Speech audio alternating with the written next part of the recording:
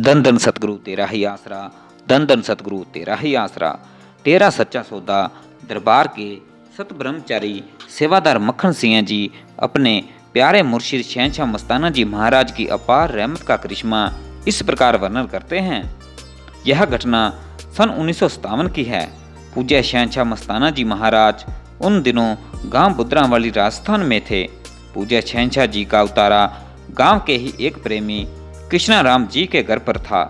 सर्व समर्थ दातार जी ने वहां गांव में अपना पहला सत्संग लगाया।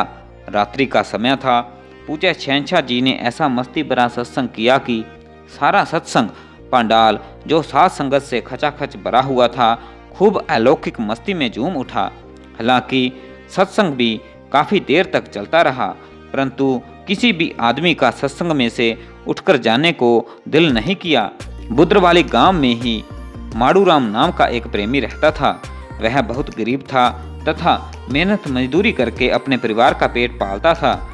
उसके यहाँ एक ही बच्चा था जिसका जन्म कुछ दिन पहले ही हुआ था। प्रेमी माड़ूराम भी खूब मजे से सत्संग सुन रहा था। इसी प्रकार उस गांव के अन्य बहुत से लोग भी प्रेम सहित सत्संग पंडाल में सजे हुए थे।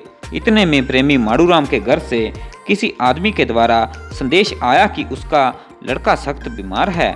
प्रेमी माड़ूराम ने उस आदमी को यह कहकर वापस कर दिया कि मैं अभी आ रहा हूँ। सत्संग में कुल मालिक की बरसती इलाही बख्शीश को वह छोड़ना नहीं चाहता था। थोड़ी देर बाद उसे फिर किसी ने आकर कहा कि तेरा लड़का गुजर गया है और तेरे को अभी घर पर बुलाया है। यह सुनकर प्रेमी ने उसे यह कहकर वापस भेज दिया कि लड़का तो मर ही गया है, अब मैं क्या कर सकता हूँ। तुम घर चलो, मैं सत्संग सुनकर ही आऊँगा। सचमुच ही प्रेमी माड़ूराम को सत्संग में अपने मुर्शिद के इलाही प्रेम का इतना जबरदस्त आनंद आ रहा था जिसे वह किसी भी कीमत पर छोड़ने को तैयार नहीं था। इसलिए वह अपने इकलौते लड़के की मृत्यु के बारे में इतनी दुखदायी खबर सुनकर भी नहीं उठा। सत्संग का निश्चित कार्यक्रम पूरा हो चुका था। साथ संगत उठकर अपने घरों को जाने लगी। इतने में किसी सेवादार बाई ने माड़ूराम के लड़के की मृत्यु वाली बात पूजनीय बेपरवाह साईं जी की हजूरी में बता दी। सच्चे पातशाह जी ने माड़ूराम को अपने पास बैठाकर उसे अपना खूब प्रेम बख्शा। वाली दो जहान खुद खुदा जी ने फरमाया, माड़ूराम सुना है तेरा लड़का गुजर गया है, तू उठकर अपने घर क्यों नहीं गया। प्रेमी ने प्रार्थना की, सच्चे दातार जी सत्संग में आप जी के प्रेम का इतना रस आनंद आ रहा था, वह छोड़कर कैसे चला जाता। बाकी जब लड़का मर ही गया तो वह कर भी क्या सकता था।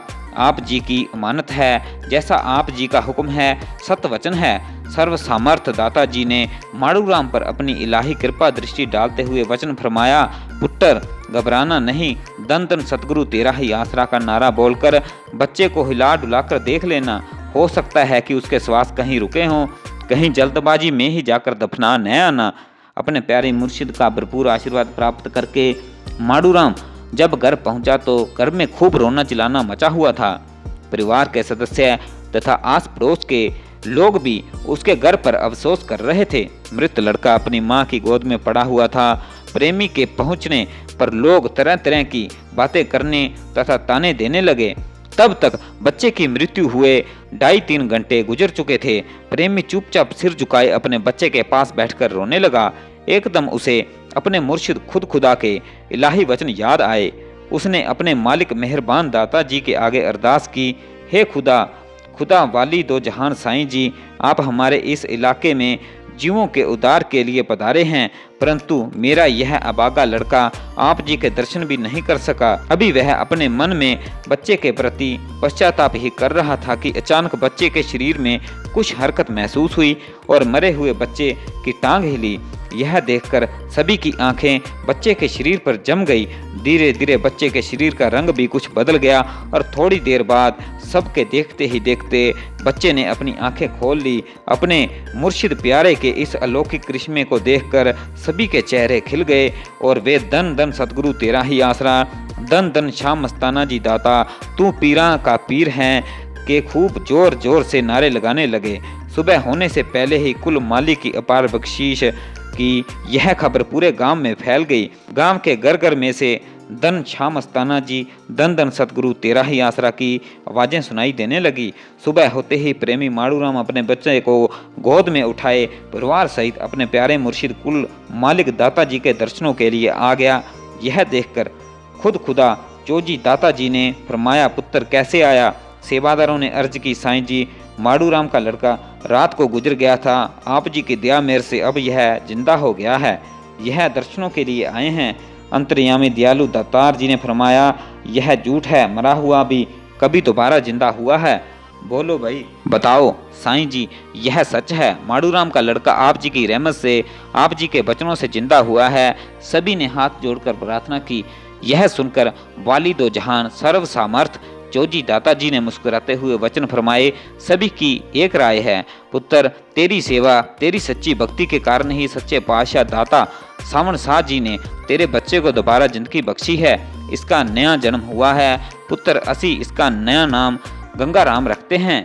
अपने प्यारे मुर्शिद खुद खुदा कुल मालिक के इस अलौकिक खेल को देखकर सारी संगत खुशी में खूब नाचने लगी। सच्चे दातार जी ने अपनी इलाही मौज में खुश होते हुए फरमाया, वंज बहनिया देखो वरी सतगुरु ने कैसा खेल किया है। प्रेमी माड़ूराम जब तक बुदरावाली गांव में रहा खूब श्रद्धापूर्वक दरबार में सेवा करता रहा। कुछ पुराने सत्संगियों के द्वारा पता चला कि फिर वह प्रेमी पूजनीय बेपरवाह साईं जी के वचनानुसार अपने कारोबार के लिए बुदरावाली को छोड़कर कहीं और जाकर बस गया। धन धन सतगुरु तेरा ही आसरा, धन धन सतगुरु तेरा ही आसरा।